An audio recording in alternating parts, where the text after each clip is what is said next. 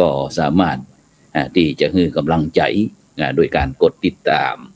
กดไลค์กดแชร์เพื่อเป็นธรรมทานแชร์นักก็ได้บุญนักแชร์น้อยก็ได้บุญน้อยบ่แชร์ก็บ่ได้บุญนะฉะนั้นก็นอกจากนั้นบรรดาท่านผู้ฟังก็สามารถที่จะร่วมบริจาคสนับสนุนกับสถานีทีวีออนไลน์ของเฮาก็เป็นจ้องทำเป็นทีมกับทางธนาคารไทยพาณิชย์เนาะเลขที่บัญชีก็145247000-8ชื่อบัญชีนั้นก็พระไทยธรรมกิจพระมหาชันชัยพรหมประดิษฐ์แล้วก็พระจตุรงค์ชูศรีหรือว่าแห่งธนาคารนึงก็เป็นธนาคารกสิกรไทยเลขที่บัญชีก็3762253272-2ชื่อบัญชีนั้นก็พระมหาดวงทิพย์ปริยัติธารีด็อกเตอร์ปริญญาธรรม9ประโยคตามจิตเจตนาซึ่งในค่ำคืนวันนี้ก็เช่นเดียวกันบรรดาท่านผู้ฟังทั้งหลายซึ่งบรรดาท่านผู้ฟังนอกจากที่จะติดตามตั้งสถานีวิทยุ FM คลื่น 104.50 เมกะเฮิรตซ์แล้วก็ยังสามารถที่จะรับชมทีวีออนไลน์ของเขาช่องทำเป็นทีมนึงบอกว่าจะตั้งเฟซทำเป็นทีมเฟซ IDTO หรือว่าทำเป็นทีมสากลซึ่งวันนี้ก็ต้องขอบคุณอนุโมทนากับทุกท่านที่เป็นกำลังใจติดตามกันด้วยดีตลอดมาโดยเฉพาะอาจารย์พระครูสมุวิศวัตรวรคิดโจผู้อำนวยการสถานีวิทยุ FM คลื่น 104.50 เมกะเฮิรตซ์พร้อมถึงเครือข่ายบรรดาท่านผู้ฟังท่านผู้ชมก็คือกำลังใจกันด้วยดีนะฉะนั้นก็บรรดาท่านผู้ฟังอยากจะเมื่อมีการสนทนาโดยเฉพาะเขาได้กราบรัตนาพระมหาเถระมาบรรยายพุทธวิชัสนา3ตอบกับบรรดาท่านผู้ฟังโดยเฉพาะในช่วงเทศกาลเข้าพรรษา3เดือนฉะนั้นก็บรรดาท่านผู้ฟังท่านผู้ชมก็สามารถส่งข้อความมาตั้งอินบ็อกซ์ซึ่งก็จะนำเรียนผู้ร่วมรายการของเขาว่าบรรดาท่านผู้ฟังท่านผู้ชมต้องการที่จะรู้เรื่องอะไรอย่างโดยฉะนั้นก็ในค่ำคืนนี้ก็ได้รับความเมตตาจากหลวงพ่อพระมหาจิตรการอภิปุญโญเจ้าคณะอำเภอภูซางเจ้าอาวาสวัดสถานผู้อำนวยการโรงเรียนม่วงจุมวิทยาตำบลภูซางอำเภอภูซางจังหวัดพะเยานมัสการครับท่านอาจารย์ครับผมนมัสการครับผมครับมนได้ทักทายกับบรรดาท่านผู้ฟังท่านผู้ชมเพราะหายหน้าหายตาไปตั้งแต่ออกพรรษาแล้วเขาก็เลยบ่ได้เข้ามาปะกันเดียวนะครับในการที่บ่ได้ครับผมก็ขอถวายความเคารพพระมหาเถระอนุเถระทุกรูปแล้วก็ขอเจริญพรเจริญสุขครับคณะสัตยาญาติโยมท่านผู้ฟังทุกท่านครับซึ่งคนกราบการนิมนต์เลยครับผมก็โอกาสได้พบป้ากันกับใครมันก็ได้นอกหนึ่งจากแต่ละท่านก็มีภาระงานหนักช่วงนี้ตั้งแต่โควิดเบาบางลงเขาสึกว่างานจะหนักขึ้นโดยเฉพาะในช่วงเทศกาลวันตั้งแต่วันเข้าพรรษานั้นเนาะครับผมตอนนี้ก็เดินทางมาอบรมผู้บริหารที่พุทธมณฑลครับผมครับผมซึ่งแต่ว่านี่โชคดีผมได้ปะท่านอาจารย์ที่งานพิธีพระราชทานเพลิงศพที่บ้านถ้ำตำบลดอกตำบลบ้านถ้ำอำเภอดอกคำใต้เนาะจังหวัดพะเยาตัวนี้มีพิธีพระราชทานเพลิงศพแม่อุยตองใจญาวุฒิกุลโยมแม่หรือว่าโยมบรรดาของท่านอาจารย์พระครูโสพลปริยัติสุธีรองศาสตราจารย์ด็อกเตอร์หลวงพ่อรองเจ้าคณะจังหวัดพะเยาผู้อำนวยการวิทยาลัยสงฆ์พะเยานะแล้วก็ผู้ช่วยเจ้าอาวาสวัดศรีคมคำจังหวัดพะเยาของเฮาที่ได้ประกอบพิธีได้ทดแทนบุญคุณพ่อแม่ยกย่องนะครับซึ่งตัวนี้ถ้าตามเป็นมุมมองแล้วอาจารย์ในฐานะที่หันแม่เพิ่นเสียแล้วทีนี้เฮาได้หันว่าลูกบ่าวนี่ฐานะที่เป็นลูกเจ้าเนี่ยอาจารย์มีความคิดเห็นจะได้พ้องว่าเป็นบุญเป็นกุศลจะได้พ้องที่ตึงโยมแม่แล้วก็โยมลูกพาลูกครับผมก็เป็นภาพที่น่าประทับใจนะครับเนาะคือท่านบอกว่า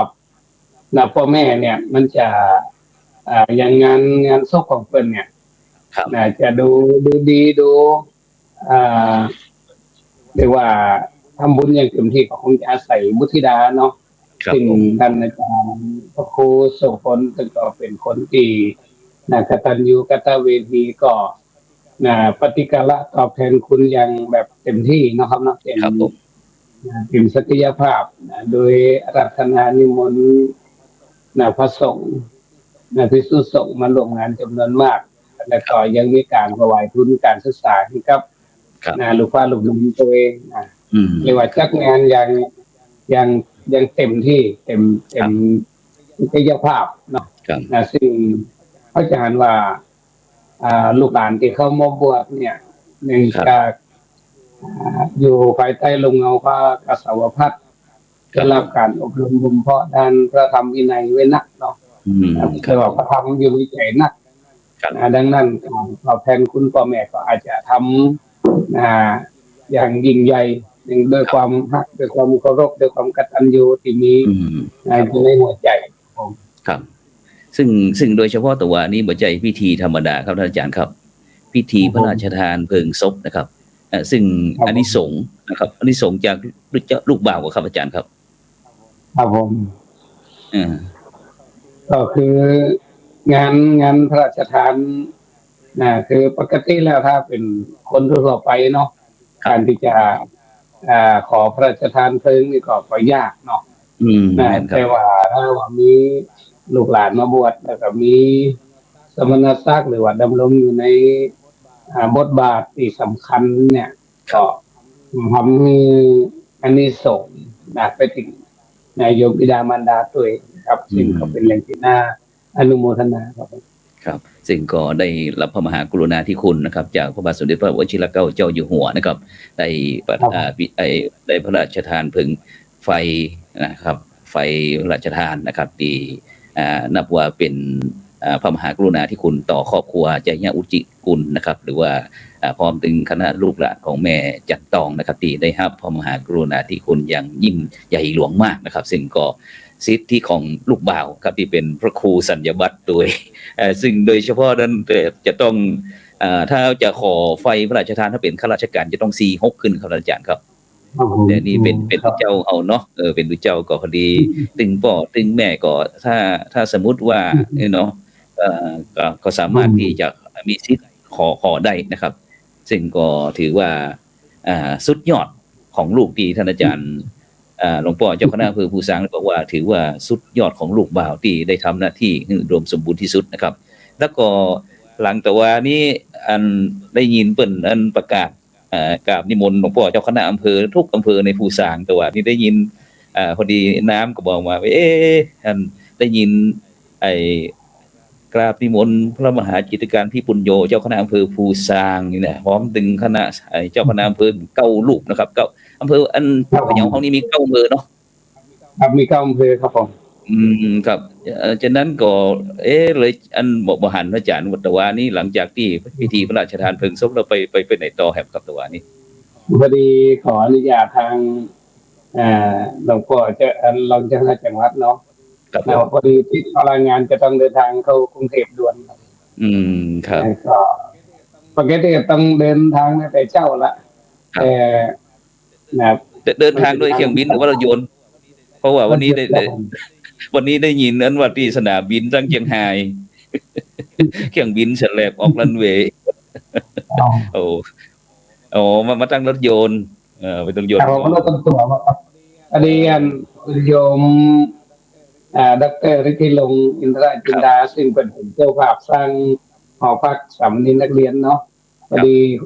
มันเพื่อเปิ้นแล้วก็เปิ้นก็จะทำบุญแล้วก็นิมนต์มาร่วมงานครับผมก็เลยเดินทางมาร่วมงานเปิ้นเพราะว่าเปิ้นยังจะถวายปัจจัยในการสร้างให้เสร็จอีกแต่นั้นนะครับผมครับซึ่งวันนั้นท่านผู้ฟังท่านผู้ชมได้ยินว่าหลวงพ่อพระมหาจิตการเพิ่นบอกว่าอันมีโยมเป็นเจ้าภาพสร้างหอพักนะซึ่งหลายท่านหลายคนเพราะว่าเฮาห่างกันก็ประมาณกี่เดือนแล้วนี่9 เดือนนะครับเนาะเฮาบ่ได้ออกรายการด้วยกันนี่นะ9 เดือนนะซึ่งวัดหลวงพ่อนี่เป็นผู้อำนวยการโรงเรียนม่วงชุมวิทยาจันทร์วัดม่วงชุมวิทยากับม.1 ถึงม.6 เนาะครับผมช่วยย้ำเหมือนกันจะได้ก็ที่สร้างหอพักถวายโรงเรียนนี่ครับ ครับผมคือสร้างหอพักขึ้นที่โรงเรียนนะเพื่อรองรับลูกค้าโรงเรียนที่บ่มีวัดอยู่แล้วก็ครับนะลูกค้าโรงเรียนที่นะเป็นชาวเขาของอย่างต่างๆเนาะที่อืจะเข้ามาบวชครับศึกษาพระธรรมวินัยอย่างต่างๆเนี่ยแล้วก็นะทำหอพักขึ้นมาก็ครับเป็น2 ชั้นแล้วก็ครับสร้างห้องนะครับเนาะแต่ก็สร้างมาหลายปีเหมือนกันนะเนื่องจากขาดงบประมาณครับผมอืมปีนี้นะบุญหล่นเลยเนี่ย ทางดอกเตอรเพิ่นเอาวันอ่เอากฐินมาทอดแล้วก็อ๋อได้งบสาส่วนหนึ่งธุครับที่จะมาสร้างครับแล้วที่นี่เพิ่นก็บอกว่าจะช่วยสร้างจนเสร็จครับผมอืมครับก็เลยว่าวันนี้เป็นวันเกิดเพิ่นแล้วก็ครับเพิ่นนิมนต์มาร่วมเจริญพุทธมนต์ก็เลยต้องต้องมานะครับผมครับฉะนั้นตอนนี้ก็หมายความว่าเสร็จเรียบร้อยแล้วเนาะอันที่ว่าอันหอพักนั่นนะหอพักนี่อ่าสร้างอยู่ครับแต่ว่าเรื่องงบประมาณนี่บ่มีปัญหานะครับผมอืมครับผมใกล้ๆนะถ้าคาดการณ์ว่าจะเสร็จประมาณเดือนตุลานะครับผมครับแล้วก็อันครับไอ้ต่อปีนี้เป็นจะได้พ้องครับลูกพระลูกเนนของเฮาเพิ่มขึ้นหรือว่าลดลงลดลงครับผมอืน่าจะม96แล้วนี่เหลือ91ครับผมอ๋อหายไป5หายไป5ฉะนั้นก็ถือว่าบ่หนักครับอาจารย์เนาะอย่างที่ครับวัดพระสิงห์ผมวรมหาวิหารของเฮานี่แต่ก่อนลูกพระลูกเนนของเฮานี่จะเป็น100กว่านะครับปีนี้ก็ประมาณครับ50กว่าผมตัวเจ้าอือย่า40มนะครับเจ้าอย่า40กว่าลูกเนนอย่า50ปลายนะครับก่อนๆนี้ของครัเฮาบผมนี่เกือบ200นะครับฉะนั้นก็อย่างที่ว่านะครับมันได้รับผลกระทบจากที่มีการโลกมันเปลี่ยนแปลงมาเข้าประดังเบซากับอันโควิดระบาดเนาะครับเนาะก็เลยครับผมเฮาจะหันชัดเจนว่าในปัจจุบันนี้มันมีการเปลี่ยนแปลงแท้ๆครับวิถีชีวิตของคนเฮาก็เปลี่ยนไปที่เจ้าก็เปลี่ยนไป ฉะนั้นการดำเนินชีวิตในปัจจุบันเนี่ยครับอาจารย์เนาะจะต้องฮู้เต้าฮู้ตันมันเนาะถ้าเฮาบ่ฮู้ครับเต้าผมฮู้ตันมันก็จะเกิดความทุกข์ขึ้นนะครับอืมครับผมครับก็เอ่อเป็นสัจธรรมของชีวิตอะเนาะเพราะว่าครับผมหลักที่พระพุทธเจ้าเพิ่นน่ะบัญญัติไว้เนี่ยบ่ว่าจะเป็นหลักอนิจจตาทุกขตาอนัตตานี่คือมันเป็นครับความจริงอะถ้าอืเรามองมเราอาจจะมองว่าเป็นธรรมที่ลึกซึ้งครับบางครั้งก็อาจจะมองข้ามแต่ว่าจริงๆแล้วมันเป็นความจริงเนาะครับผมอย่างอนิจจตาก็คือความเปลี่ยนแปลงทุกอย่างมันก็เปลี่ยนแปลงครับตลอดเวลาอืมดังนั้นมนุษย์เขาเนี่ยก็เป็นส่วนหนึ่งของธรรมชาติครับเมื่อธรรมชาติมีการเปลี่ยนแปลงมันก็มีผลกระทบบ่ว่าทางตรงกับทางอ้อมเนาะ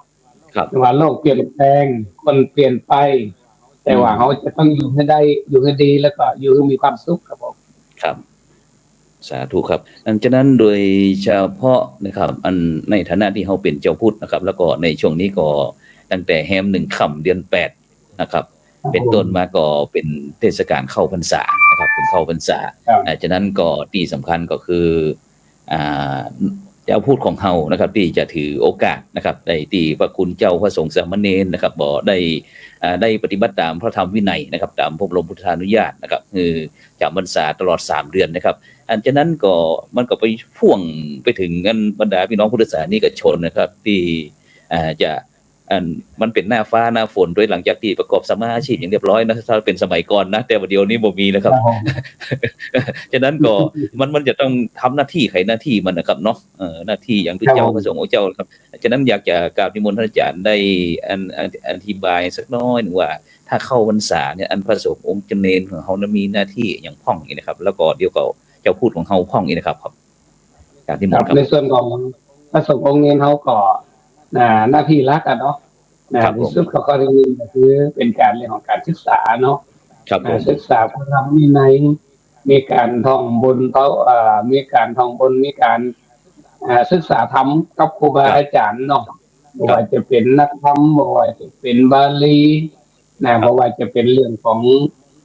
มนต์ต่างๆซึ่งอืมเวลาเป็นชีต้องคัมภีร์ใหญ่นั่นหมายความว่า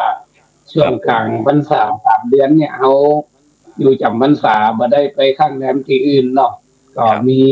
เวลานักดังนั้นก็ มหน้าที่ของพระสงฆ์องค์เน้นหลักๆโดยเฉพาะน้องๆสามเณรทั้งหลายนี่ก็คือครับเรื่องของการศึกษา บ่จะต้องฝึกอ่านทำฝึกท่องบน สักอย่างเนาะคือเรื่องของการทำบุญด้วยพระสงฆ์องค์เจ้าก็จะศึกษานักธรรมศึกษาบาลีศึกษาข้อวัดปฏิบัติต่างๆกับครูปัญญาอาจารย์ในส่วนที่สองก็เป็นเรื่องของเป็นห้องว่าขันธ์วิปัสสนาธุระก็คือต้องถึงโอกาสประพฤติวัดปฏิบัติธรรมเนาะตามวาระตามโอกาสนะครับให้เต็มที่เพราะว่าเขาช่วง3 เดือนเนี่ยมันจะเอื้อต่อการปฏิบัติครับผมมันไม่ได้ไปข้างแรมที่ไหนก็อยู่ใกล้ครูบาอาจารย์สามารถที่จะศึกษาจากครูบาอาจารย์ถ้าเป็นพระกรรมฐานก็มีครูบาอาจารย์คอยสอบอารมณ์ตัวเองนะครับเนาะอันนี้คือในส่วนที่2และส่วนที่3นั่นเป็นห้องว่าพระสงฆ์องค์เจ้าก็มีหน้าที่โดยเฉพาะอย่างยิ่งก็เจ้าคณะพระสังฆาธิการหน้าที่6 ด้านเนาะครับผมเพราะว่าจะเป็นเรื่องของการปกครองภิกษุสงฆ์สามเณรอยู่ในข้อวัดปฏิบัติส่งเสริมการศึกษาส่งเสริมการเผยแพร่พระพุทธศาสนาจากการเทศนาธรรมว่าจะเป็นธรรมพื้นเมืองหรือว่าเทศนาโวหารนี่ก็แล้วแต่ก็เลยเป็นการเผยแพร่แล้วเนาะนอกจากนั้นก็เป็นเรื่องของการสงเคราะห์ช่วยเหลือโดยเฉพาะช่วงโควิดก็จะมีการนำจตุปัจจัยของอย่างต่างๆที่มันมีอยู่เอาไปแบ่งปันพี่น้องชาวบ้านเป็นเรียกว่าเป็นการสงเคราะห์เนาะช่วยเหลือเด็กละอ่อนให้ทุนการศึกษาละอ่อนแล้วก็เรื่องของการสร้างวัดอันโบราณซ่อมแซมเนาะเสนาสนะที่สำคัญอย่างต่างๆก็คือว่าเป็นหน้าที่ของพระสงฆ์องค์เจ้าในช่วงพรรษาเนี่ยเขาจะมีโอกาสได้ดูแลวัดนักขึ้นครับผมครับนี่ก็เป็นหน้าที่อันของพระสงฆ์องค์เจ้าที่ป่อเจ้าคณะอำเภอภูซางได้คณะศรัทธาญาติโยมว่าทุกเจ้าอย่างจะได้อันนั้นบ่ยากการยังงานมีเจ้าเอนเพนนอนกลางวันพักกลางคืนนี่ก็นอนจะว่ากันไปว่ากันมาอย่างเจ้าปัจจุบันเนี่ยฉะนั้นแต่คืนนี้ก็ได้โดยเฉพาะในคณะศรัทธาญาติโยมเปิ้นเจ้าพูดของเฮาสมัยนี้โชคดีครับเนาะท่านอาจารย์ครับโชคดีที่ว่ามีพระสงฆ์ของเฮานี่มีความรู้ที่หลากหลายครับอย่างแต่เจ้านี่เหมือนกันครับแต่เจ้าตั้งแต่เจ้ามาเนี่ยนะที่ฟังหลายตั้งฉานแต่ว่าแต่เจ้านี่ครับครูบาบุญจุ่มได้ออกจากการปิดวาจาอย่างต่างๆครับในธรรมครบ3 ปีนะครับ3 ปีตั้งแต่ปี61ที่ดอยอย่างก็ม่อนตีละอ่อนหมูป่าที่ติดถ้ำท่านอาจารย์แสดงนอนครับดอยนางนอนที่ทีมหมูป่าคาเดมี่ที่นักฟุตบอลเหี่ยวกันนั่นน่ะจนนั้นคือครูบาเพิ่นได้ไปโปรดบอกว่าแฮม2-3 วันละอ่อนก็จะออกมานะครับหลังจากนั้นก็ละอ่อนปลอดภัยครูบาก็เข้าถือศีลกินเจอยู่ในถ้ำครบ3 ปีปิดปากปิดอย่างต่างๆครับแต่เจ้านี่เพิ่นก็มีการนั้นทำประกอบพิธีของเปิดมีการสวดมนต์ปาคณะศรัทธาญาติโยมทำบุญสุนทรแต่อยู่ฝั่งพุ่นนะครับคนไทยเขาข้ามมาได้เตี้ยคนไทยเขาพุ่นรอด่านเปิดพุ่นครับฉะนั้นนะครับท่านอาจารย์ครับปัจจุบันนี้ท่านอาจารย์หันบทบาทของพระสงฆ์ที่หลากหลายนี่แล้วเนี่ยท่านอาจารย์มีความคิดเห็นใจพ่องครับว่าบางพ่องก็บอกว่าดีบางพ่องก็บอกว่าบ่ดีนะครับคือเนื่องจากสังคมมันเปลี่ยนแปลงเนาะเพราะว่าจะเป็นเรื่องของระบบเพราะว่าจะเป็นเรื่องเหตุบ้านการเมืองเศรษฐกิจสังคมทุกอย่างมันเปลี่ยนแปลงหมดก็สงฆ์องค์เจ้าหรือองค์กรสงฆ์เนี่ยจะอยู่รอดได้ก็ต้องมีการปรับปรุงเปลี่ยนแปลงเพิ่มเติมลดหลายๆอย่างเนาะซึ่งก็เป็นพลวัตหรือว่าเป็นเรื่องปกติธรรมดาแล้วครับอาจารย์ครับถ้าว่าพระสงฆ์องค์เจ้าเขายังบอกพัฒนาหรือว่ายังบอกปรับปรุงเปลี่ยนแปลงเนี่ยเขาก็จะอยู่กับคนรุ่นใหม่ที่อยากขึ้นครับผมเพราะว่าสังคมมันเหมือนเก่าเนาะซึ่งพอไม่เขาก็อยู่กับบ้านกับจองมันโกนมันพากเขาวัดฟังเทศน์ฟังธรรมเนาะแต่ปัจจุบันเนี่ยคนต้องดิ้นรนในการทำงานในการประกอบอาชีพในการไปการลองท่องเมืองเนาะการศึกษาก็สูงขึ้นฉะนั้นพระสงฆ์องค์เจ้าเขา บทบาทต่างๆก็ต้องมีการปรับปรุงเปลี่ยนแปลงให้มันหลากหลายสนองความต้องการทุกกลุ่มนะครับเนาะอย่างเราจัดธรรมะออนไลน์เนี่ยก็คือโดยเฉพาะคนที่บ่มีโอกาสเข้าวัดเนาะหรือว่ามีโอกาสที่จะไปทำความดีในศาสนสถานต่างๆนี่แต่ว่าอยู่ที่บ้านอยู่ที่รถอยู่ที่ทำงานก็สามารถที่จะติดตามแล้วก็อยู่เข้าใกล้ชิดพระสงฆ์องค์เจ้าได้เหมือนกันครับผม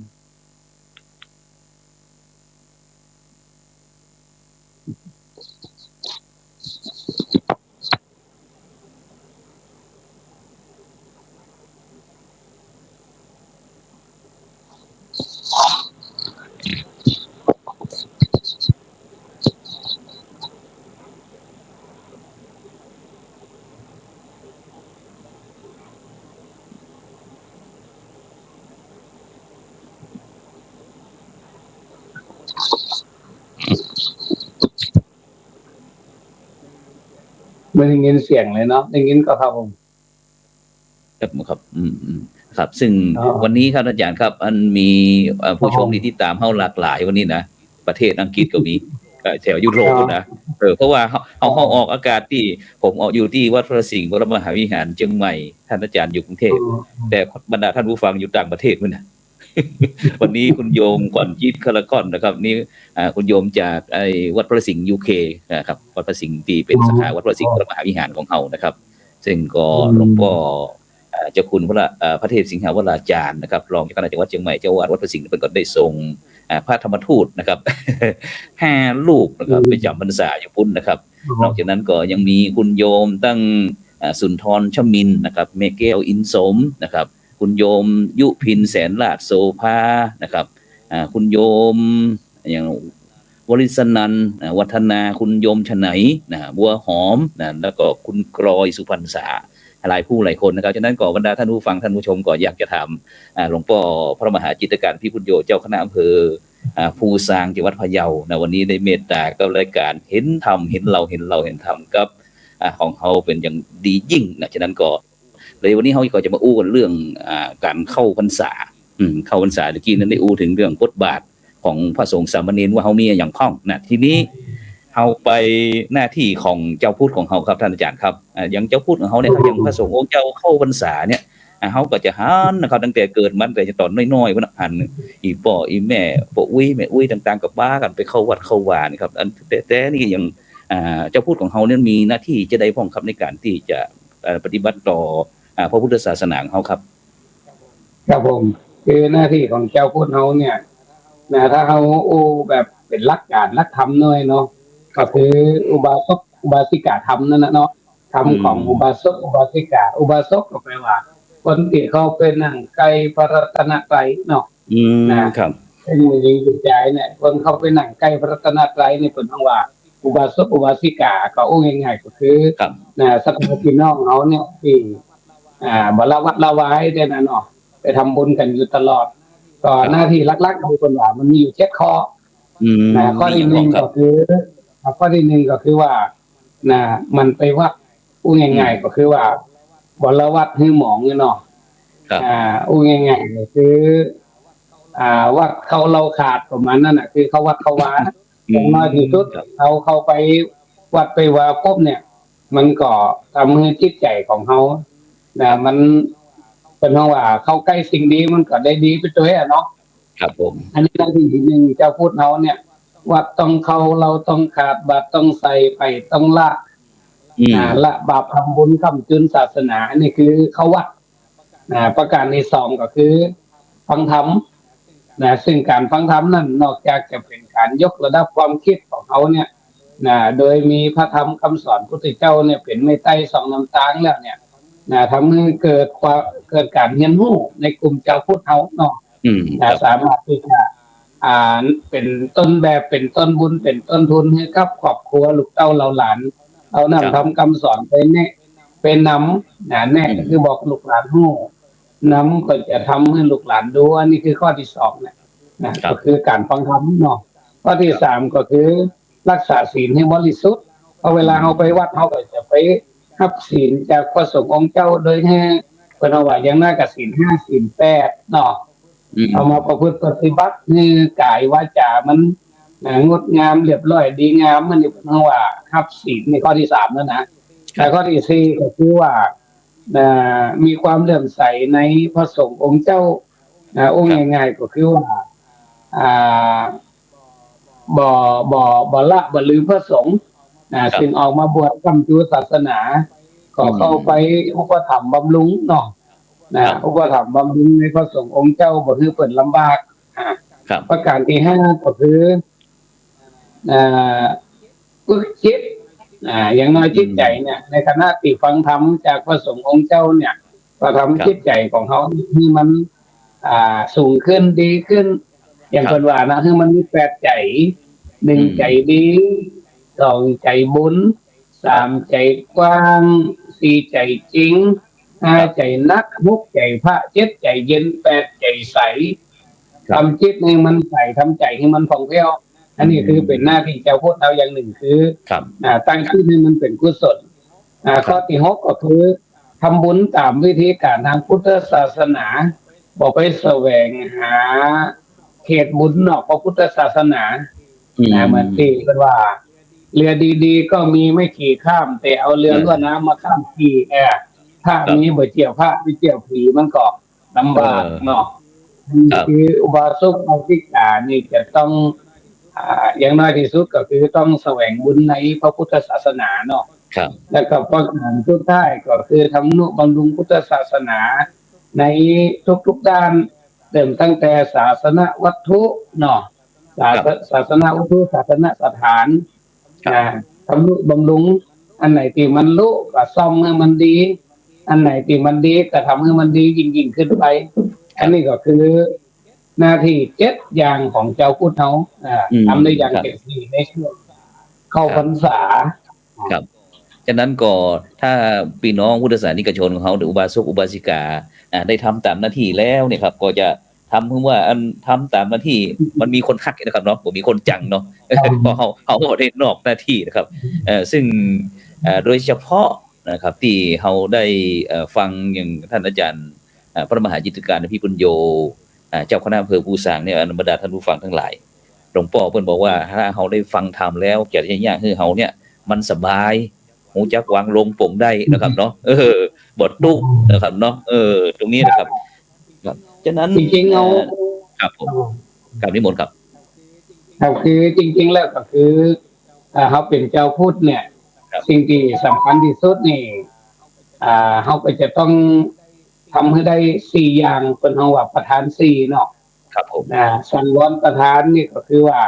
เจ้าพุทธเขาจะต้องระวังเป็นคำว่าระวังไล่สิ่งแบบนี้ต่างๆมันเกิดขึ้นตลอดเวลาซึ่งกายวาจาใจนี่ระวังคนเขาระวังก็คืออ้วนไงคือมีสติเนาะนี่คือเป็นหน้าที่อย่างหนึ่งของเจ้าพุทธเขา2ก็คือทำลายเลวคือง่ายๆก็คือนิสัยอย่างที่มันบดีขี้เหนียวก็ดีนิสัยโมโหไล่ก็ดีนิสัยเจียง่ายก็ดีเอาก็ต้องพยายามลดได้เลยครับเรายาปราบปิ้งต่างๆที่ทำให้เราประมาทเนาะก็ลดละเลยแล้วก็ประการที่3เนี่ยสร้างดีก็คือว่ามันเป็นช่วงการศีลภาวนาที่เขาสามารถทำได้อย่างบริบูรณ์ครับนั่นสร้างบุญมือก็ติดตนสร้างกุศลมือติดตัวคือคล้ายๆว่าเขาจะทำความดีได้นักขึ้นแล้วก็ทำว่าตามโครงการในช่วงในพรรษานี้ก็ส่งองค์เจ้าเพิ่นก็บอกไปข้างแรมที่ไหนเพิ่นอยู่กับวัดกับวาเขามีโอกาสที่จะได้ทำบุญอย่างเต็มที่เนาะครับทำบุญได้เต็มที่ได้ฟังธรรมแล้วก็ประกาศสุดท้ายหน้าที่เจ้าพุทธเขาคือรักษาคุณความดีของเขานี่มันอยู่เพราะว่าปู่ย่าตายายได้สืบกันมาคือพระพุทธศาสนามาจนถึงรุ่นหมู่เฮาเนี่ยหมู่เฮาจะมาละวัดจะมองจะห่างคนตั้งจะเรียนโรงเรียนจะยิ้วว่าท่าแล้วเนาะคือเขาจะไปละวัดมันหมองแกมากันรักษาคุณความดีไว้ว่ากล่องบุญในพุทธศาสนาเขาเนี่ยมันมีอยู่10 กล่องกล่องหนึ่งคือทานเนาะการช่วยเหลือการที่ครับผม สองศีลก็คือบ่ทำตนให้เป็นพิษเป็นภัยกับสังคมนั่นน่าก็ศีลห้าเนาะครับผมประการที่สามก็ภาวนาสวดมนต์ภาวนาตั้งผู้สร้างนี่จะมีสวดกรรมฐานด้วยครับผม อ๋อครับผมอันนี้คือพัน เป็น ผล ที่ วันพระสตาร์ทห้องครับเป็นจะ อั มาน ส่วนสมทานก็คืออันเจ้าบ้านครับเนาะเป็นคนส่วนอืม สวดกรรมฐานครับ รวมถึง ครับสวดกรรมฐานครับ เป็นสวดกรรมฐานครับผม อืมครับ การมีอยู่กับซึ่งจังไรที่เขาอาสาสาปัสสาสาไอ้น่ะที่สาสาสาละอานังไอ้น่ะ มัน โอ้ จะ จะ มี จังไง บทสวด จะหายไปแล้วครับบ่เจอดีครับ อ๋อครับตั้ง เปิ้น ยาว เปิ้น ยัง เปิ้น มี เปิ้น อยู่ เปิ้นเปิ้นเปิ้นอันสวดเพื่ออย่างครับท่านอาจารย์ลองอธิบายอันสวดอันนี้ก็ ถ้าเขามองง่ายๆก็คือไล่ตั้งแต่ลำลึกถึงคุณพระพุทธพระธรรมพระสงฆ์เนาะที่เขา ครับ ว่าห้าโกฏธาตุเนาะจากนั้นก็มาลำไรโดยเฉพาะเทวทูตธรรมจึงห้าเนาะแต่ก็โอ้ถึงเรื่องร่างกายทวัตติสาการังที่เขาว่าอาการ32เนาะ ครับ อัฐิเกสาผมโลมาขนนี่นั่นนะที่คนก็จะท่องไปสุดท้ายก็มาถึงวัดที่ขอเจริญกรรมฐาน อ๋อ นะครับ ผม จากนั้นก็กรรมฐานเสร็จเป็นก็จะอธิษฐานทำเนาะอธิษฐานจากนั้นก็เอาบทสวดที่เพราะว่าจะเป็นวันตายใหญ่วันตาน้อย อืม ซึ่งก็ส่วนใหญ่แล้วยังตั้งเฮาถือกับของครูบาเจ้าศรีวิจัยเนาะ ครับ แล้วก็ครูบาคำลาครูบาอย่างที่เป็นทำเป็นแบบสวดกรรมฐานนะครับผมวันหลังจากเอาบทสวดนี้ฟังเนาะนี่ได้เตรียมสวดครับผม ครับดีค ก็ รับ จะมาสวดการใช้เวลาประมาณถ้าแบบยาวก็ประมาณ2 ชั่วโมง ครับ ถ้าแบบกลางๆก็ประมาณชั่วโมงหนึ่งครับผมแล้วแต่บางคนเขาก็เอาตามโอกาสนะครับเนาะบางคนเดียวเวลามันน้อยก็ลดเวลาลงแต่สรุปคือการสวดกรรมฐานเนี่ยก็ยังนิยมกันอยู่ในหมู่เจ้าพุทธในจังหวัดพะเยาครับผม ครับผมครับซึ่งโดยเฉพาะในช่วงเข้าพรรษานะครับอาจารย์แต่ก่อนที่ผมมาอยู่ที่วัดพระสิงห์ใหม่ๆนะผมก็จะหันนั่นปะอุ้ยแม่อุ้ยเป็นมานอนวัดนะครับที่อันแต่ประเดี๋ยวนี้ผมมีละกับพอพรรษากว่าปีละเกือบ30 ปีละแล้วอันที่พะเยาที่วัดสถานเขาคนเฒ่าคนแก่ช่วงเข้าพรรษานี่เปิดมีการมานอนวัดก็ครับ หมดไป2 ปี3 ปีด้วยนะครับผมตั้งแต่โควิดมาลูกหลานเป็นห่วงเราอยากให้มาอยู่ล้อมกันกลัวจะติดคล้ายๆว่าเอามาแปะกันมันเด้อเนาะแต่ยังมีส่วนอยู่ ครับผมจะเนื่องครับผมมันก็เป็นการพิสูจน์เหมือนกันครับว่าอันได้ว่าเขาจะมีความมั่นคงในพุทธศาสนาขนาดไหนเขาโดยเฉพาะชาวพุทธเขานะครับโอ้ง่ายคือว่าถ้าเขาได้มาวัดปฏิบัติตามที่อันพระสงฆ์องค์เจ้าได้ทุกวันโกนวันพระจัง8 ค่ำ15 ค่ำแล้วนะครับมันก็ทำให้เราวางลงปงได้กับโอ้ง่ายคือชั่วก็ต้องหนีดีก็ต้องฝึกได้ฝึกกันในช่วงนี้ครับอาจารย์เนาะอาจารย์ว่าชั่วแต่ก็ต้องหนีดีก็ต้องฝึกในช่วงเข้าพรรษานี่ครับอาจารย์จะเสริมตรงนี้จะได้ก็ดีครับผมคืออย่างที่โอ้เป็นอย่างนี้นะคือว่าไอ้คนเฮาเนี่ยในการใช้ชีวิตเนาะพระพุทธเจ้าทรงตรัสสอนว่าให้เฮาใช้ชีวิตเนี่ยคือคิดเสียว่าวันนี้เป็นวันสุดท้ายเนาะพูดง่ายๆก็คือวันพวกเขาจะตายแล้วเขาจะเงี้ยยังนี่นะแต่ถ้าพระอาจารย์ว่าถ้าจะตายจะทำอย่างเนาะมันผู้จะตายแล้วจะทำอย่างนั้นนะครับอาจารย์ห้องก็ต้องหาใหญ่ต้องตัดสินใจให้ดีนะครับเนาะนั่นก็คือทำใจในการครับเขาเป็นผู้พูดเขาก็ต้องทำใจเขาว่าทำใจมันโอ้ง่ายแต่มันทำยากแต่การคนที่จะทำใจได้ก็ต้องฝึกเนาะในการคิดตัวเขาเขาอย่างน้อยกันคือตานก็ทำให้เขาลดความตนีทีเหนียวหันแก่ตัวกลัวเสียเปรียบเนาะคิดใจกว้างขึ้นรักษาศีลอย่างน้อยเขาก็ทำตัวเขาในที่มันอุ้ยง่ายก็คือบ่มีพิษมีภัยอย่างเขาบอกฆ่าทรัพย์ก็ทำให้เขาเป็นคนมีเมตตาเนาะเขาบอกลักทรัพย์ก็เขามีสัมมาชีพเขาบอกประพฤติผิดในกามก็มีว่ามีกามมาสังวรเขาบอกอุเทศเขาก็มีวาจาทรัพย์มีวาจาสุภาษิตมีสัจจะเขาบอกกินเหล้าเมายาบนห้องว่าเขามีสติมีสัมปชัญญะเนาะซึ่งการรักษาศีลเนี่ยก็คืออย่างที่เขาอู้เนี่ยคือ ลดละสิ่งที่มันจะเป็นพิษเป็นภัยเนาะต่อชีวิตเราแล้วก็สังคมส่วนการเห็นส่วนหนึ่งที่บอกว่าเจริญภาวนาเนี่ยจริงๆนะมันเป็นหัวใจของศาสนาพุทธเฮาก็ว่าได้จิตเป็นนายกายเป็นเบาสวรรค์อยู่ในอกมโนหกอยู่ในใจดังนั้นถ้าเกิดว่าเฮาฝึกใจเฮาดีแล้วการกระทำกำอู้มันก็จะดีไปตัวเองเนาะแต่ฉะนั้นเฮาก็เลยว่าต้องใช้เวลาบางอย่างมันถ้าเฮามองดีก็คือมันไม่ใช่ว่าคนเฮาจะดีเลยโดยที่ว่าฟังธรรมครั้งเดียวก็ดีเลยบ่ใช่ต้องฟังบ่อยๆครับผมครับฉะนั้นนะครับท่านอาจารย์ครับซึ่งในช่วงนี้ตั้งมหาเถรสมาคมไทยของเฮาเพิ่นก็ได้มีโครงการนะครับที่เริ่มตั้งแต่ปี2557นะครับเกิดจากที่ประชาชนหรือว่าหมู่คนไทยของเฮานะครับมีความคิดเห็นที่แตกต่างกันทะเลาะเบาะแว้งกันตึงออกตึงสื่อพ่องด่ากันด่าพ่อทะเลาะแม่กันส่งทั้งที่ผมรู้จักกันก็ฆ่าแกล้งอย่างกันก็มีถึงเลือดถึงเนื้อถึงชีวิตอะไรต่างๆนะครับก็โดยพระเดชพระคุณหลวงพ่อเจ้าพระคุณสมเด็จพระมหาราชมังคลาจารย์ช่วงมหาวรปุญโญนะครับอดีตประธานคณะผู้ปฏิบัติหน้าที่สมเด็จพระสังฆราชเพิ่นก็ได้ร่วมกับรัฐบาลไทยเขาก็มีโครงการหมู่บ้านรักษาศีล5ขึ้นมาฉะนั้นเนี่ยบอกว่าจะเป็นตึงพระสงฆ์องค์เจ้านะครับตึง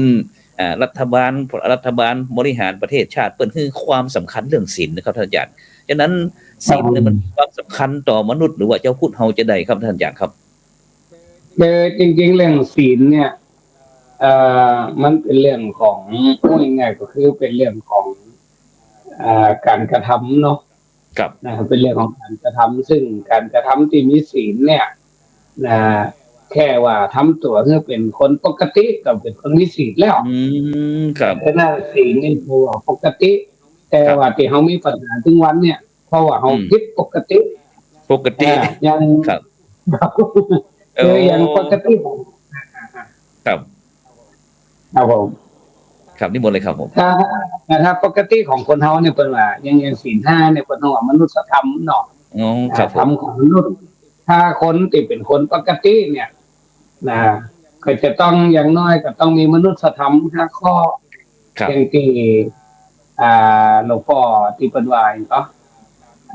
การรักษาศีลเนี่ยเหมือนกับทำประกันชีวิตที่เพิ่นว่าเนาะครับผมครับข้อที่หนึ่งถ้าเอาตัวเฮาเนี่ยเป็นอุปมาว่าเฮาก็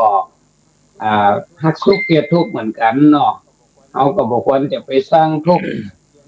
เบียนไปทำร้ายกันนี่แหละง่ายๆคือเฮามีเมตตาต่อกันต่อเพื่อนมนุษย์ที่ว่าจะต้องเกิดแก่เจ็บตายต้องประสบความพัดพรากต้องเปลี่ยนไปตามเวรตามกรรมอะไรอย่างคือเฮามองจุดนี้ปุ๊บเนี่ยเฮารักษาศีลข้อนึงเนี่ยมันก็เหมือนกับว่าเขาบอกเบียดเบียนกันเนาะครับผมเมื่อเขาบอกเบียดเบียนกันปุ๊บตรงเนี่ยสังคมมันก็สงบเขาเองก็ถึงมีความสงบเนี่ยเป็นหัวปกติข้อที่หนึ่งทำข้อที่หนึ่งเมื่อเขาบอกไปเบียดเบียนไผ่ก็บอกมีไผ่มาเบียดเบียนเขาเนาะแม่นครับข้อที่สองประกันทรัพย์สินคือทรัพย์สมบัติเนี่ยของคนอื่นเนี่ยมันก็คือเมื่อเห็นมันบ่มีกล้าเพราะมันเป็นเจ้าของเขาถ้าเฮาบ่ล่วงละเมิดทรัพย์สมบัติบ่โกงบ่คอร์รัปชันเนี่ยเราคิดว่าประเทศชาติบ้านเมืองเฮาเนี่ยจะสงบสุขขนาดไหนที่มันมีปัญหาถึงวันนี้ก็คือการโกงการคอร์รัปชันอย่างที่บ่ว่าทุจริตเนาะต่อต้านทุจริตแห่งชาตินะอันนี้ก็คือข้อ2นั่นเนาะเนื่องจากคนบางคนเนี่ย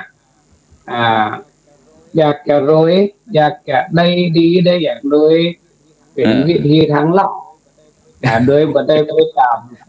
ทำคือบ่ตามน้องของทำเนาะครับอันนี้อย่างที่เพิ่นว่าแบ่งคนเฮาเนี่ยไป4ประเภทที่1นี่ผู้ติโตก็คือ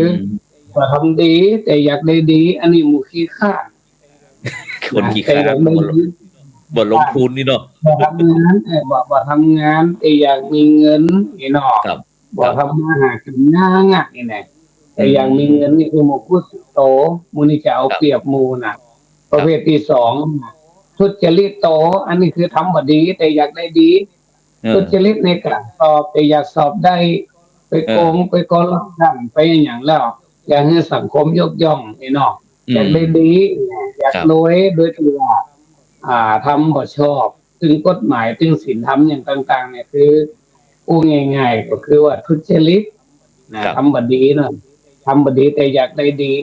ประเภทที่3 10 กิโลก็คือย่อนทำน้อยแต่จะเอานักจุดธูป3 ดอกก็เอาแบบพระนิพพานคนนี้เนี่ยคือทำน้อยแต่อยากได้นักทำงานก็เอาเปรียบหมู่เสียงดังหน้าแดงแต่แฮงบ่ออกคือผู้ใหญ่ก็คือเอารัดเอาเปรียบหมู่แต่ก็จะเอานักเวลาแบ่งผลประโยชน์มันจะเอาลู่นักและมั่วทั้งที่ถูกเราทำแค่หน่วยเดียวอันนี้เป็นว่า10 กิโลแล้วก็ประเภทที่ดีที่สุดก็คือกัลยาณะก็คือทำดีกัลยาณกาลีทำแล้วก็ทำดีตัวเองนี่นะซึ่งใน4 ประเภทเนี่ยประเภทที่น่ากลัวที่สุดคือประเภทที่2ครับทุจริตไงทำแบบดีแต่อยากได้ดีประเทศไทยเขาก็มีปัญหาตัวนี้นักเขาว่ากันว่าเนี่ยมีบางประเทศเปิดวิเคราะห์ประเทศไทยเนี่ยเปิดว่าประเทศไทยถ้าผมทุจริตเนี่ยถนนเนี่ยปลูกด้วยทองคำเลยนะว่านะโอ้ขนาดนั้นเชียวเพราะว่าธรรมดาครับมันกลิ่นตัวอย่างในการคือถนนหนตั้งมันกลิ่นปูนกลิ่นทรายกลิ่นเล็กกลิ่นอย่างเป็นขึ้นลงขึ้นศาลนี่นักขนาดนักครับอ๋อจนกว่าทิศปากวันเฮาเนี่ยที่ว่าวัดครึ่งนึงกรรมการครึ่งนึงนี่แหละขนาดวัดก็บ่ถึงนี่นะครับแม้แต่ว่าเขาก็ยังตกเป็นเครื่องมือเหมือนกันอย่างที่กรณีอย่างก่อนๆก็อาจารย์มีเงินทอนพ่องอย่างพ่องจีบทะเนาะซึ่งตัวเจ้าเขาก็ครับผมนิมนต์ครับใครเป็นตัวไล่ไปแล้วตัวเจ้าน่ะแต่ว่าบางครั้งก็หน้าหันอกหันใจเพราะว่าตัวปอตัวเอาตัวลุงเฮานี่ก็บ่ตันเนาะคือเฮาต้องเหยื่อเป็นเหยื่อของคนบ่ดีอยากได้เงินซึ่งเป็นของรัฐของหลวงเนี่ยโดยใจตัวเจ้าเป็นเครื่องมือเพื่อเอาเงินมาให้เนาะเอาเงินมาถวายในการพัฒนาวัดวาอารามพระสงฆ์องค์เจ้าก็ห้ามแต่ว่ามันมีเงื่อนไขว่าคือบ่หมดต้องส่งคืนบ่ได้ส่งไปตามกฎหมาย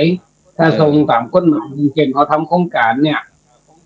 โครงการเสี่ยงเงินเสี่ยงบ่หมดหรือว่าอย่างนี้เวลาส่งคืนก็ต้องส่งคืนราบเต็มเม็ดเต็มหน่วยก็เป็นตามกฎหมายแต่อันนี้มันบ่ใช่เอาคืนแบบเป็นเงินทอนเอาไปใช้ประโยชน์ส่วนตัวบ่ได้คืนราบหน่อมันก็เลยกลายเป็นที่เจ้าก็มีส่วนผิดโดยที่ว่าบ่ตันโลกนั่นน่ะแม่นครับ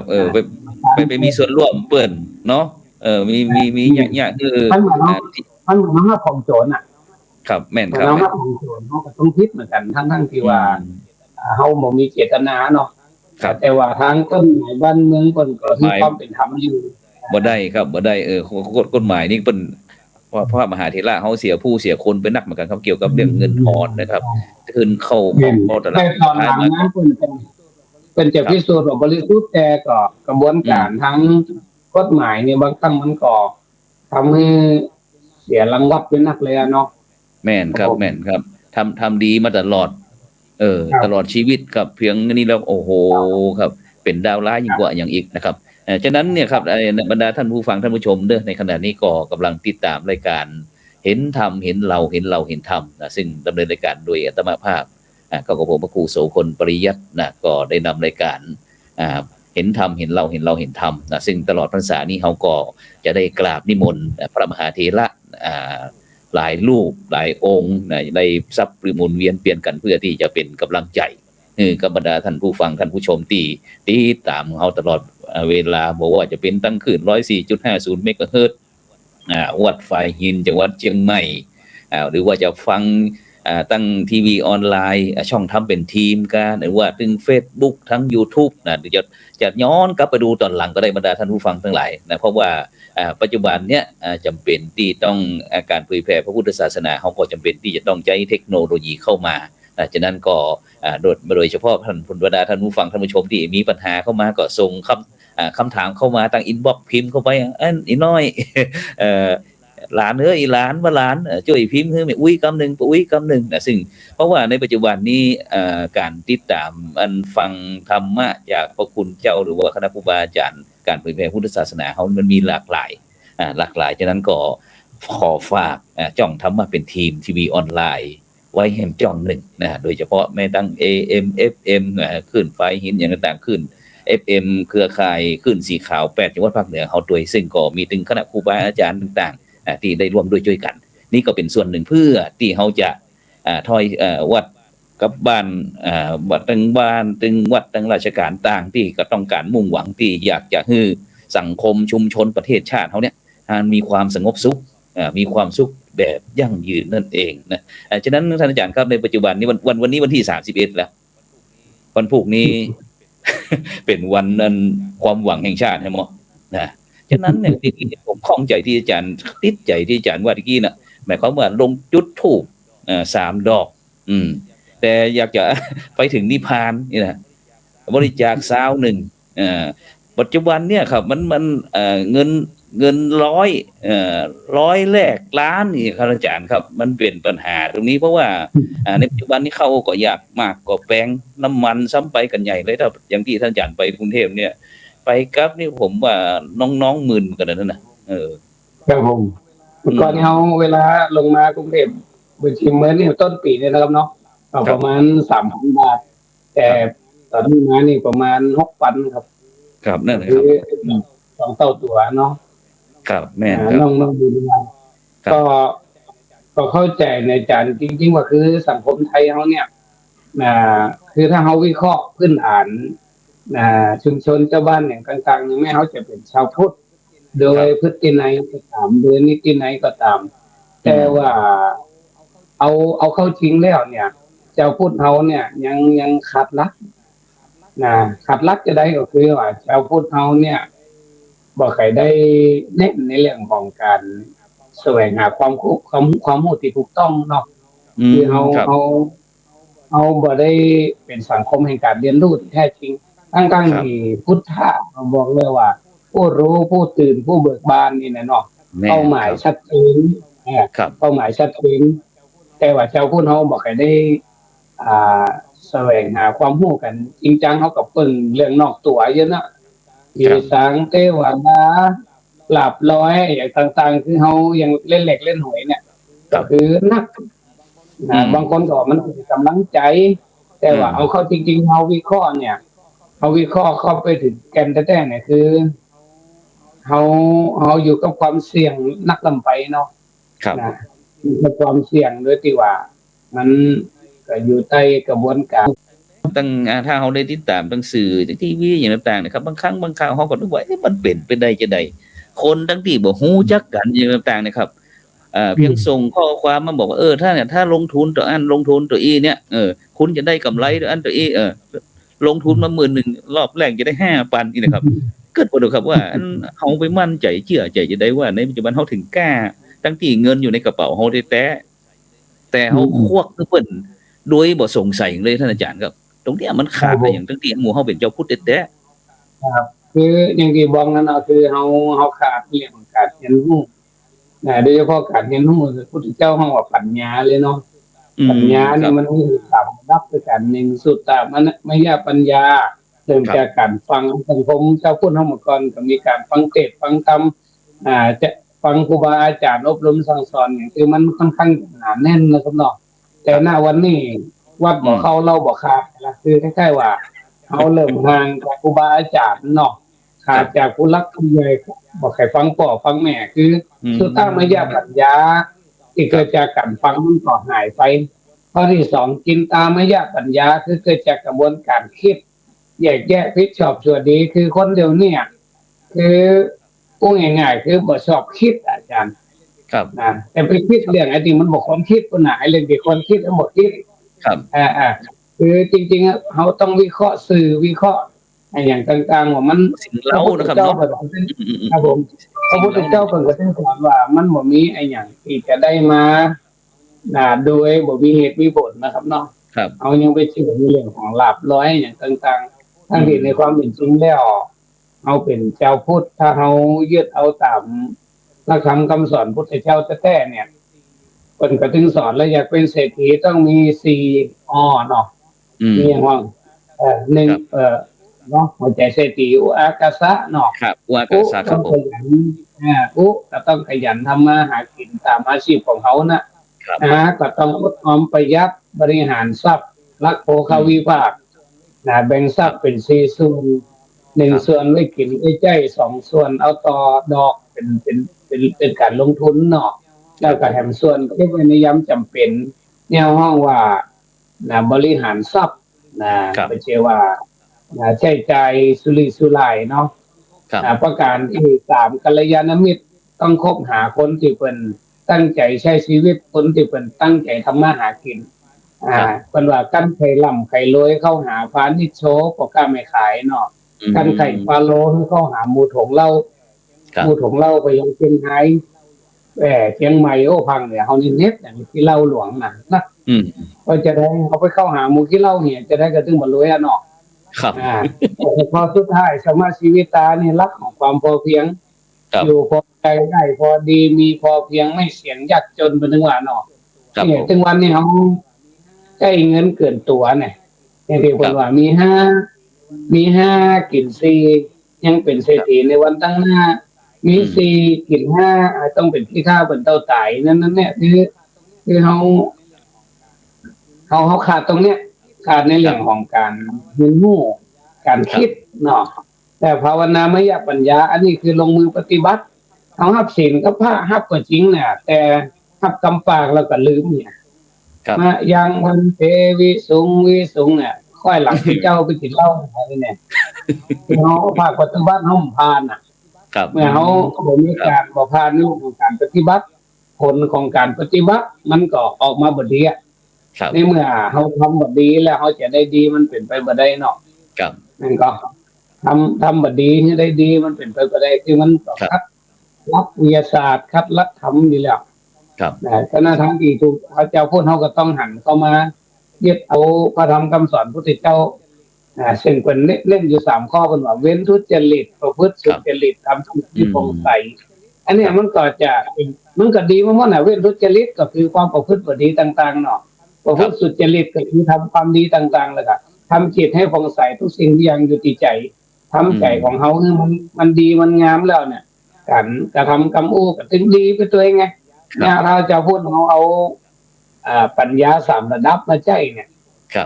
วิธีเขาพูดเขาก็จะมีเหตุมีผลขึ้นเขาเป็นสังคมที่พัฒนาแต่ถ้าตราบใดที่ยังหวังปึ่งผีปึ่งสางปึ่งเหล็กปึ่งหวยมันก็จะเป็นอย่างนี้คือเสี่ยงเสี่ยงครับแม่นครับฉะนั้น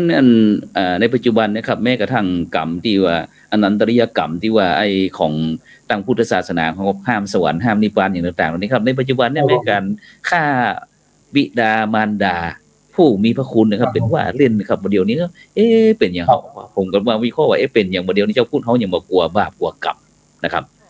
แล้วก็ชอบกับชอบอันฟังที่เจ้าบอกฟังไปฟังกรรมสั่งสารช่วยอาจารย์ช่วยเสริมหน่อยหนึ่งเหลือเวลา2 นาทีนะครับคือเขาว่ามาแต่ต้นนะว่าเจ้าบอกขวงนะมันเป็นเพราะว่าเขาห่างมากกว่าคือเป็นถึงว่าแล้วเราคือว่าถ้าเขาเป็นเจ้าพุทธเนี่ยเขาก็จะต้องใจชีวิตเขาเนี่ยจะไปทางศาสนาเนาะที่เป็นว่าวัดเราขาดบาตรใส่ไผ่ละบาปทำบุญค้ำจุนศาสนาอันนี้บรรพบุรุษเขาทำมาคือเข้าหาสิ่งดีคนดีของดีเนาะชีวิตก็เลยดีแต่ณบัดเดียวเนี่ยวัดบ่เข้าเราบ่ขาดบาตรบ่ใส่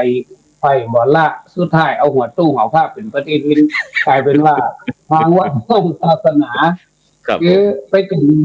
บาปบุญคุณโทษจนพอบ่ฮู้คุณพ่อคุณแม่ครูบาอาจารย์พระสงฆ์องค์เจ้าผู้หลักผู้ใหญ่เขาบ่ฮู้ไอ้ล่ะเขากลายเป็นว่าไม่เศร้าล่ำคุมอย่างหมดก็คือลวกกว่าพ่อกว่าแม่ลวกไอ้อย่างมุ้งคือลวกบ่สิหอมสิหอยกลายเป็นว่า ตึงวันเนี่ยคนเฮาเนี่ยเหยียบตีต่ำข้ามตีสูงเนาะ ครับผม ยิ่งเพิ่นห้องพ่อแม่ว่าเสียเท่าห้องผู้เจ้าว่าเสียเหลืองนั่นน่ะ เสียดายมาโทษเวลาหมดไปอย่า กำลังอู้กันติดลมครับฉะนั้นก็บรรดาท่านผู้ฟังท่านผู้ชมก็กำลังติดตามรายการเห็นธรรมเห็นเราเห็นเราเห็นธรรมซึ่งเป็นการถามตอบนะซึ่งวันนี้ก็ได้รับความเมตตาหลวงพ่อพระมหาจิตรการอภิปุญโญนะหลวงพ่อเจ้าคณะอำเภอภูซางเจ้าอาวาสวัดสถานผู้อำนวยการโรงเรียนม่วงจุ่มวิทยาอำเภอภูซางจังหวัดพะเยานะที่ได้เมตตาได้มาร่วมตอบปัญหาที่ผู้ดำเนินรายการก็พยายามที่จะถามหลวงพ่อเพื่อที่จะเป็นตัวแทนของบรรดาท่านผู้ฟังท่านผู้ชมนี่แหละเพราะว่ารอข้อความทางอินบ็อกซ์บ่มีใครถามมีแต่สาธุอนุโมทนาบุญผู้ใดนะบ่มีใครกล้าถามนะฉะนั้นก็จะพูดของเขาจะต้องกล้าแสดงออกในทางที่ถูกที่ควรนะท่านอาจารย์เนาะปัจจุบันนี้นะครับฉะนั้นก็ขอนำรายการจากบรรดาท่านผู้ฟังท่านผู้ชมไปก่อนเพราะว่าเวลาหมดเวลานะครับสำหรับในค่ำคืนนี้นะครับรับฝันดีมีเงินใจไร้โลคาพยาธินะครับไม่เจ็บไม่จนร่ำรวยทุกผู้ทุกคนสำหรับในค่ำคืนนี้เขากล่าวคำว่าสาธุ